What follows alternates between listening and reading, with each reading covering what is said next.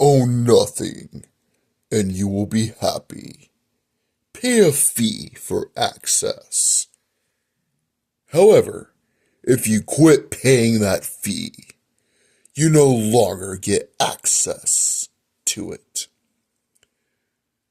Essentially, you paid for access, you paid for a license, and now that that's gone, you lost it. According to the New York Times, in 2024, which was the last full year we've had, DVD sales were below 1 billion for the first time since 1990. While streaming generated $233 billion.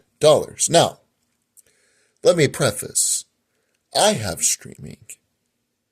I understand the rationale of having streaming. It's easily accessible. You have a plethora of titles to choose from. Whether you're sitting on your couch, whether you're on your phone, you can access this media. I think streaming has a lot of positive aspects to it.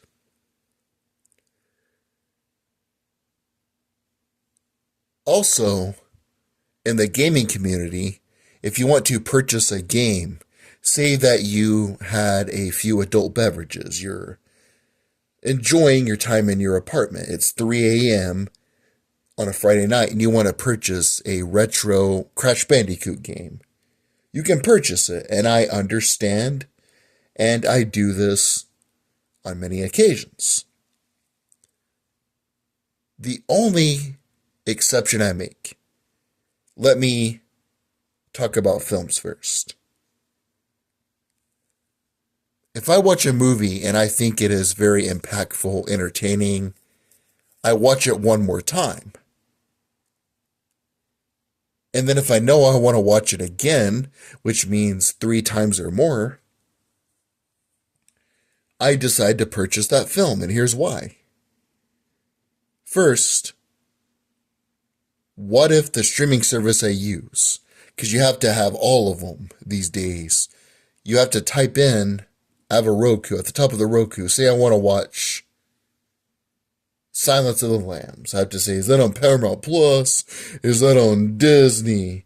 Is that on Hulu? Is that on Peacock? Is that on MGM, whatever they have now? Is that on Bahu Kakakaka? You know what I'm saying. You got to figure out, where is it? What streaming service is it on?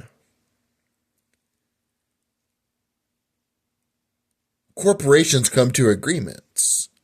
You might have a film you really enjoy, say Lord of the Rings. It's on Paramount. Well, what if another corporation acquires the company, the parent company that produced that piece of media? Then you got to buy that streaming service or you can't watch it. You don't own that media, you own a license to be able to consume that media. And for many things that you just think are fun to watch here and there, I get all that. And it's very convenient for TV shows. But if it's a film that you really enjoy, you might lose access to that. You also might have it removed entirely from streaming. It's going to be on the side of a milk carton.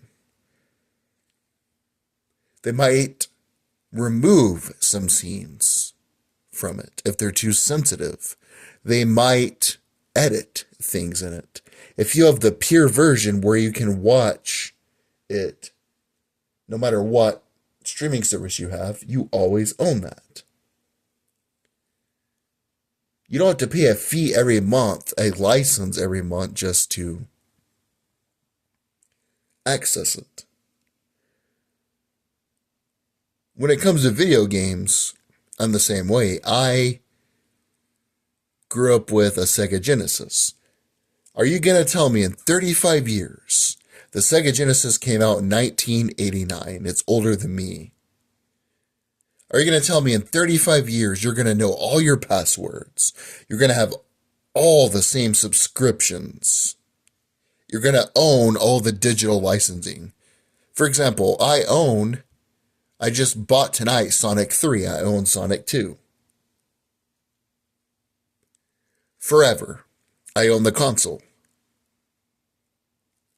Are you going to tell me in over 35 years, media is going to be the same when it comes to streaming?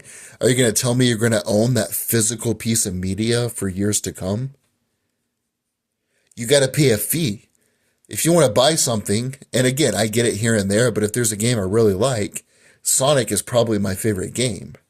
The older Sonic games. That's just a personal preference. If you do not pay the licensing fee, you lose it. But this also gets to a broader issue, tangible. We as humans view the world through our five senses. Downloading a digital copy of a game versus having the case, having the guide that talks about the game, owning the physical disc, for the Genesis, I own cartridges, is a lot different. You get to feel it with a sense of touch, which is natural for humans. We like to touch things.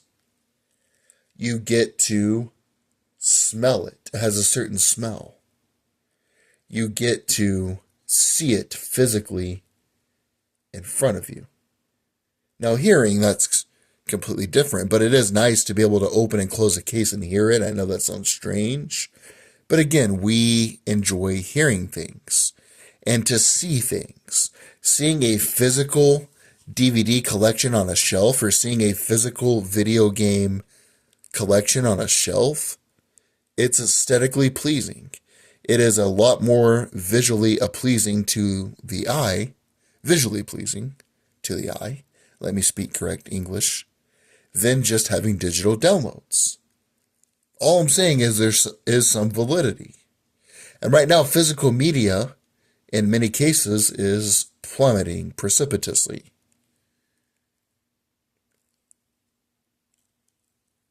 There is some validity to streaming, music, movies, video games. But if you really enjoy something, are you going to tell me in 35 years there's not going to be a different corporate agreement? You're going to know your password. You're going to consume the same media. They're not going to censor it. They're not going to remove it due to corporate disagreements. And that's all I'm saying.